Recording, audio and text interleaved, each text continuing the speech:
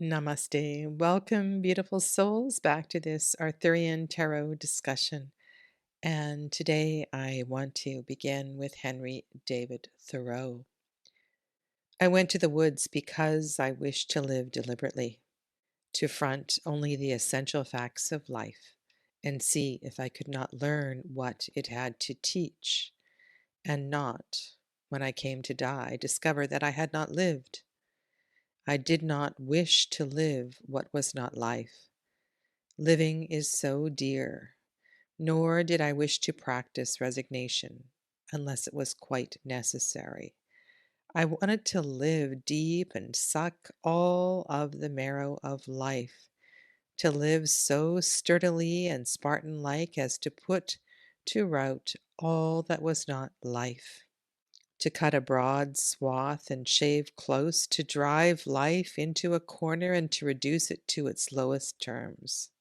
And if it proved to be mean, why then to get the whole and genuine meanness of it, and publish its meanness to the world, or if it were sublime, to know it by experience, and be able to give a true account of it in my next excursion. And look deeply at these three cards, where we see the Hermit alone, deep in or next to the woods, a place where we go to find ourselves. And these thoughts are so close and dear with us. I remember being in a bakery that had a shop next to it and seeing an apron and a wooden board that had the words, I believe it's by John Muir, and into the forest I go to lose my mind and find my soul. I'm sure you've seen variations of that expression everywhere you wander these days. The forest is a place of deep healing, and this is a place where we go indeed to find ourselves. In the words of Claire Duval, Dans la solitude, je me trouve. And isn't that true? It is a place where sometimes our greatest fears reveal themselves. We hear things, especially if we're walking in the woods at night or walking alone. All of our senses are awakened, and the sensitivity to energy is greatly heightened in the woods. It's just a fantastic place to be. And if you haven't seen any of my walks in the woods videos, I do have several on my channel. Maybe I'll link that playlist below for you. So this is the Hermit, the number 9 major arcana, a very sacred number, a number of completion, and yet that also is a number of reflection. The minor nines tend to have a solo person on the card in deep reflection. But this major arcana is one that takes us on an inward reflection, an inner journey, and that may, in a reading, represent a physical journey where we wander alone, and that would be the recommendation to travel alone, or a period of time where we make space for inward work, personal work, sacred work. And it would be lovely if part of that sacred work happened in nature. And for those of you that fear being in nature, it is something that indeed I know from experience can be overcome. We can build over time a relationship with the trees and the creepy crawlies, the dirt, the moon, the sun on our skin, and all that is nature. Astrologically speaking, this is Virgo, this is mutable earth. The earth is changing from summer to autumn, and there is a lot of senses that we can bring forth at this time. So let's look at the central card from Anna Marie Ferguson's book, where we find Lancelot deep in the woods. Lancelot flees the turmoil of court life. The forest symbolizes a safe and private environment in which to recuperate. Here, resembling a wild man, he is free. Dropping all masks and pretenses, he is closer to his true self and can begin his search of the soul. The roots of the tree symbolize a need to examine the health of one's foundation in order to find what has been weakened by neglect. In the stillness of the hermit, we tend to the needs of the mind and soul. For when the strong winds blow, it is the strength of the roots that ensures the tree's survival. Lancelot carries a torch in his left hand, indicating the subconscious at work, guiding and illuminating the way. This is a reminder to watch for the insights carried in dreams. The spring, depicted in the painting, lies in the west country of England. It is believed to be of great antiquity and today carries the name of St. Ambrose Well. Many springs were thought to have curative powers, and here, deep within the tangled forest, Lancelot finds the door that guards the sacred spring. This symbolizes a return to a long forgotten source of inspiration and spiritual fulfillment. I remember when Arthurian first published this card, she revealed it maybe on her Facebook page. What a magical card this is. The colors of the hermit, the bronze cape, and the light, the luminescence behind in the forest, and the stare, the cold stare of the wolf that accompanies the hermit. Really powerful. I like this card. I'm deeply inspired by those who have the courage, enough courage to wander alone, to find themselves. And I think of my own journeys and wanderings alone in my early 20s, in all kinds of places where people wondered what a young woman was doing alone in a remote location. And I think of other people that I know that have wandered extensively for months or years and taken these incredible journeys and found and learned some pretty powerful things about themselves and their reason for being here. Now, granted, when this card comes up in a reading, it may be a glimpse or a mini version of what this archetype actually represents. But I think this is one archetype that can really give us a purpose, a new lease on life to take some time for me and my journey. This is a journey card. It is a card of doing, but it's an inward kind of doing. So it is this beautiful blend of moon and sun. It's not an action card of wands and Mars and fire. It's a card of walking and listening and being one in nature, being one with life. And a little bit from the Matthews book and the deck on the right. The Grail hermits of Arthurian legend fulfill a necessary task in the quest, admonishing the lazy, explaining the significance of the wonders that are encountered, and providing welcome rest and shelter from the rigors of the search. The seamless garment of tradition has wrought the twin realities of the pagan and Christian visions into a dynamic and potent mythos.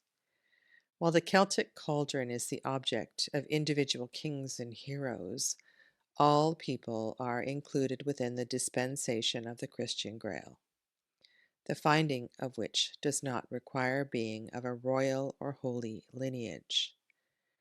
The combined Grail tradition is open to all people of goodwill and intent who are invited to go and search for the life-giving cup.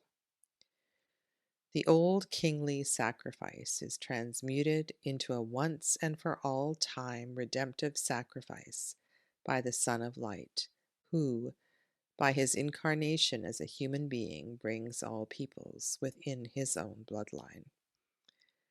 By virtue of the Blessed Virgin's own humanity, which he himself assumes in order to die and overcome death.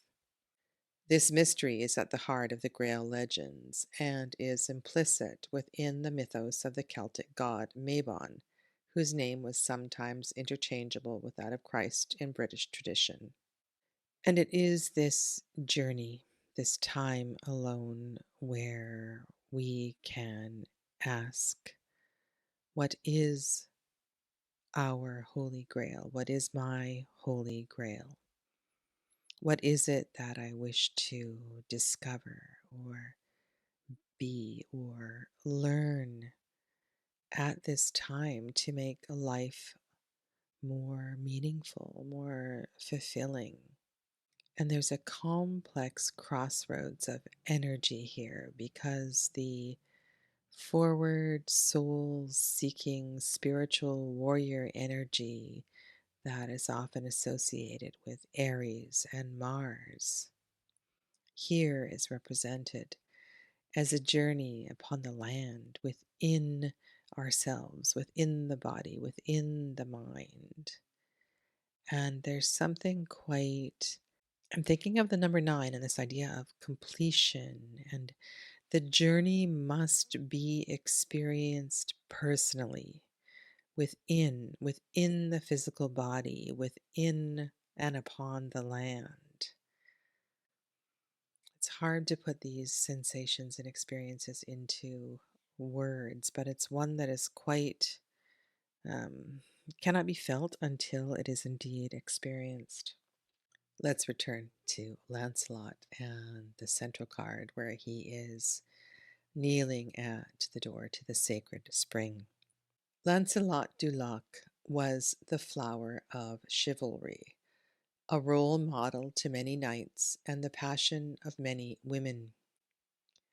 King Pelles had a beautiful daughter known as Elaine of Corbenic, who was desperately in love with Lancelot. Unlike the other women of the court, Elaine was not deterred by Lancelot's love for the queen. Any chance that they could be together lay with the magical arts of Elaine's lady-in-waiting. Brizan was an enchantress who foresaw that the child of Lancelot's and Elaine's union, Galahad, could benefit the land, and so Brizan led Lancelot to Elaine's chambers, and there made him believe that Guinevere awaited him inside. As Lancelot lay with Elaine, Guinevere sent her lady-in-waiting to fetch him. When the maid reported that she found his bed cold, Guinevere flew into a rage. Suspecting Elaine, she raced to her chambers, where the two were found sleeping. In a fury, Guinevere banished both from the court. It was only then that Lancelot realized he had been deceived. Lancelot was so grieved by Guinevere's words that he fell to the floor in a swoon. On awakening, he was quite out of his wits. Wearing only a shirt, he leapt out of the window and ran to the protection of the forest. For 2 years Lancelot remained in the sanctuary of the woods, running with the animals and feeding on berries. The knights of the Round Table searched for their friend to no avail. Though there were sightings, no one recognized the wild man as Lancelot du Lac until Elaine came upon him sleeping by a well. She immediately sent news of her find to King Pelles, guardian of the Grail, and so, by the virtue of the Grail, Lancelot's mind was healed. So into the woods I go, to lose my mind and find my soul. And I think that second part of losing one's mind in the woods is so real. We can hear and begin to see and sense all kinds of things that we may question as reality or not. And it is a place where so much can be revealed to us. The idea of journey and action and forward motion is indeed connected to the element of fire. But here we find ourselves on this earth, this place, this reality, the place of Malkut, the third dimension, where we venture into its nooks and crannies, its dreams, its secrets, its caves, its underground crevices, to discover who we truly are and perhaps more importantly, why we're here and what we're supposed to do while we're here. There's another piece of this that I like to examine, and maybe it comes from Pamela Coleman Smith's artwork, but it is the relationship between the Fool and the Hermit. And I think what Claire Duval has created in her deck is really brilliant. I can see this connection between the Fool of the woods and the Hermit who wanders in the woods and doesn't look anything like you would see in a Waite Smith deck, but the connection is really powerful here. And in legend, the Arthurian tarot, we have this interesting contrast between Percival, who has journeyed through the woods and just arrived in Camelot, with Lancelot, who has left Camelot and found this place where he is discovering himself in the woods. And when I gaze at the cards in the Matthews deck, my sense is one of contentment. We have reached this place where now we have a sense of confidence, or maybe there is simply time or energy or space for an inward journey, something that feels deeply profound and healing, quite different from the journey at the beginning of the major arcana, where we see the seeker on a path or at the edge of a precipice. Here we find the hermit knowing exactly where they must wander. And I'm curious, this is being recorded in the year 2025, which is a 9-year. And I wonder if any of you have felt the energy of the hermit. Have you taken time to acknowledge this archetype in your present life? And if so, I would love to hear your story. I feel this is also a time to make peace with being alone. There is a big difference between being alone and loneliness, and perhaps the healing of the pattern of loneliness is a part of this journey for you this year, or those of you that are working with this archetype in any given year. I wish you all well on your journey. Take good care. Namaste.